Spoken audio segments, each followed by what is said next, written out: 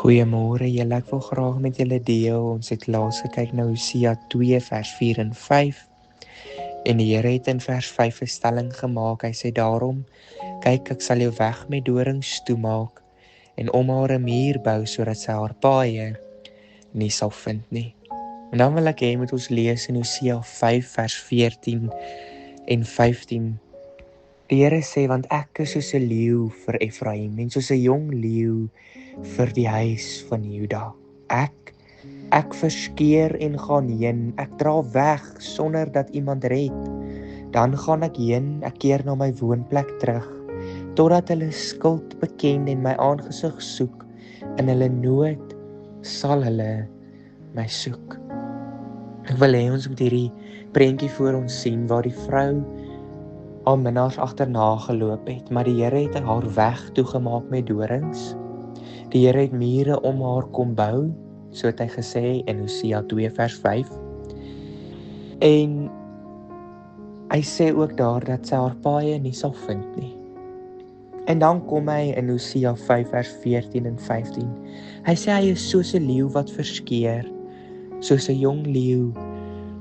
Hy is een wat wegdra sonder dat iemand red. Dan skryf hy verder, dan gaan ek heen, ek keer na my woonplek terug.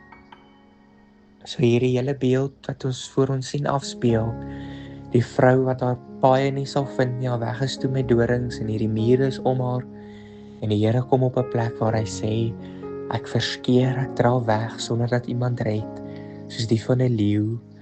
En dan kom hy ook op 'n plek waar hy sê, en ek sal terugkeer na my woonplek. Sien, ek wil nie hê ons moet die vyand eer gee wat hom nie toekom nie. Want sien, ons is so maklik om te sê die vyand het dit gedoen, of ek bevind my hier want die vyand val my aan, of wat as ons miskien ons eie begeerlikhede te veel nagejaag het. Ons te veel ingestel is op die eie ek.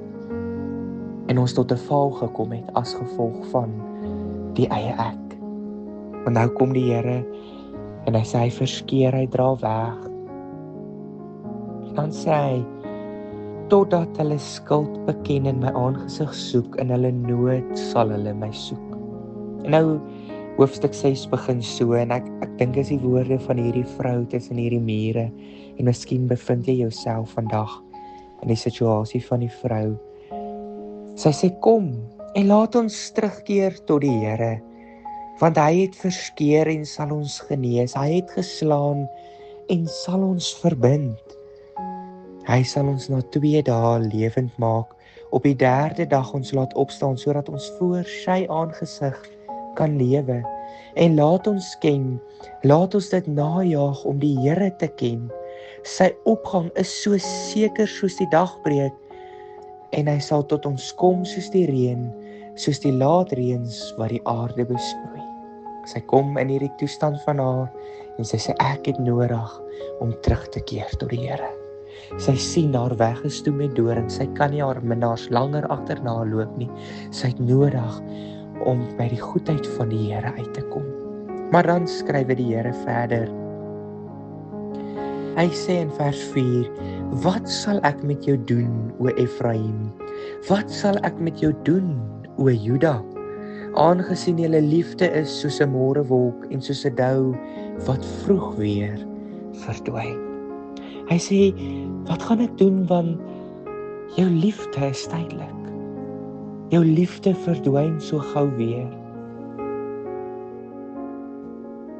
Ons kan die goedheid van die Here besing, soos hierdie vrou, maar hy is ingestel op ons hart, en hy kyk na ons liefde. Dan in vers 5 skryf die Here verder.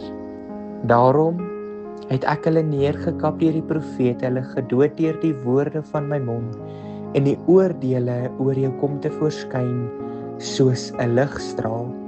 Want ek het 'n behaag in liefde en nie in offerande nie, en in kennis van God, meer as in brandoffers. Maar hulle het soos Adam die verbond oortree, daar het hulle troueloos teen my gehandel. Gilead is 'n stad van kwaaddoeners, vol bloedspore. En soos 'n rower op die loer lê, loer 'n priesterbende. Hulle pleeg moord op die pad na Sichem. Ja, hulle het skandelike dade gedoen. In die huis van Israel het ek 'n afskuwelike ding gesien.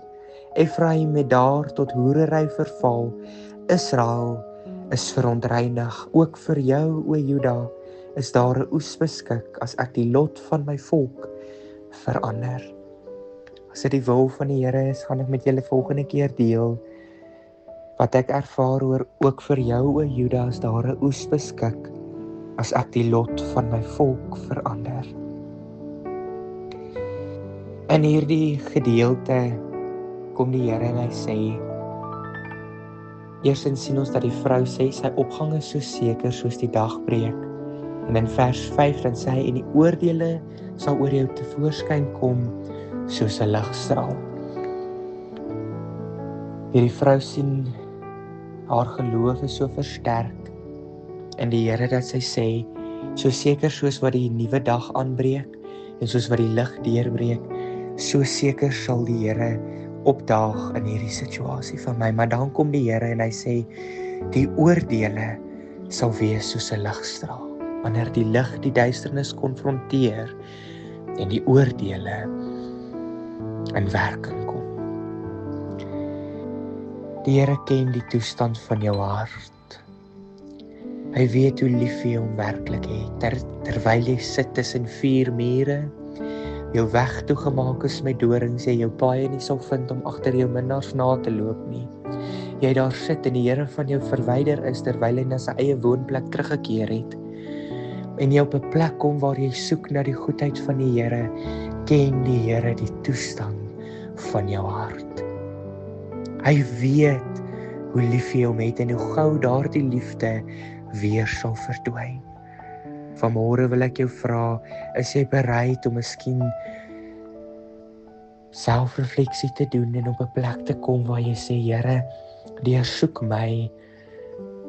Miskien is hier liefde in my wat nie ewigheidswaarde het nie. Miskien is hier die liefde in my soos 'n dou wolk wat gou weer sal verdwyn. Wil U nie asseblief kom herstel in my lewe en in my verhouding met U nie? Want die Here skrywe, hy sê, want ek het 'n behaag in liefde en nie in offerande nie, en in kennis van God meer as in brandoffers. Mag jy op 'n plek kom waar jy 'n ewige liefde vind vir jou koning. Mag jy op 'n plek kom waar jy hom alleenlik agterna loop. Mag jy op 'n plek kom waar jou hele lewe aangaande God gerig is, waar jou hele lewe om hom draai. Mag daardeur liefde wees, 'n ewigheidsliefde. Mag die Here julle seën in hierdie dag.